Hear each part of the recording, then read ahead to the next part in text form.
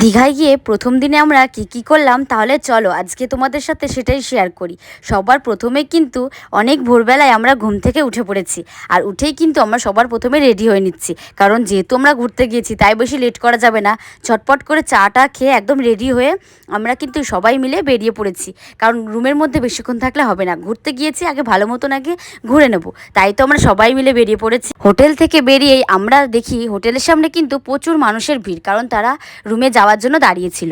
তারপরে কিন্তু আমরা সবাই মিলে গাড়িতে উঠে পড়েছি, আর সেখান থেকে কিন্তু আমরা যাব বিচের ধারে, কারণ আমরা যেদিন এসেছিলাম রাত্রিবেলা আর যাওয়া হয়নি। তাই তো আমরা সকালবেলা মানে ভোরবেলা উঠেই আগে সবার প্রথমে বিচের ধারে যাচ্ছি সমুদ্র দেখার জন্য। ওই যে দূর থেকে দেখা যাচ্ছে সমুদ্র, হ্যাঁ ওখানেই আমরা এখন যাব। আর এই তো বলতে না বলতে আমরা কিন্তু চলে এসেছি, আর বাইরে কিন্তু প্রচণ্ড রোদ, আর আমি সানগ্লাস নিয়ে যেতে কিন্তু একদম ভুলে গেছিলাম তাড়াহুড়োর মাথায়।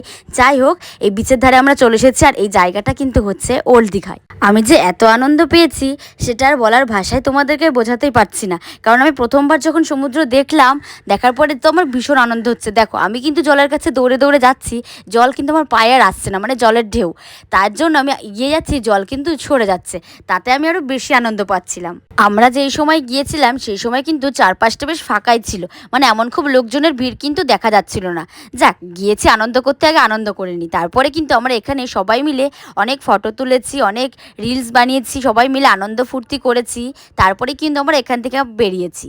তারপর কিছুক্ষণ থাকার পরে সেখান থেকে আমরা বেরিয়ে চলে আসি আমাদের রুমে, আর সেখান থেকে আমরা সমস্ত ব্যাগপত্র গুছিয়ে সেখান থেকে আমরা বেরিয়ে পড়ি আরও অন্য একটা জায়গায়, মানে অন্য হোটেলে আমরা যাব।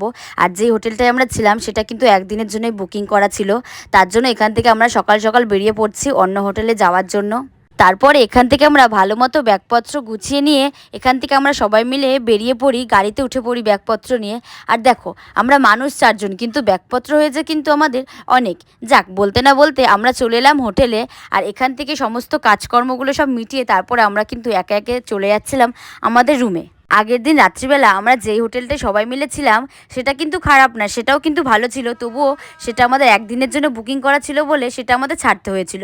তাই তো আমরা সবাই মিলে চলে আসি অন্য একটা হোটেলে, আর এসেই তো আমরা ভীষণ হাঁপিয়ে গিয়েছি, তার জন্য আমরা প্রথমে বাইরে একটু বসে নিয়েছিলাম। এই যে এটা হচ্ছে আমাদের রুম, এখানে আমরা থাকবো। আর আগের যে রুমটা ছিল ওটাও বেশ ভালো ছিল, আর এখন যে রুমটা এটাও বেশ ভালো।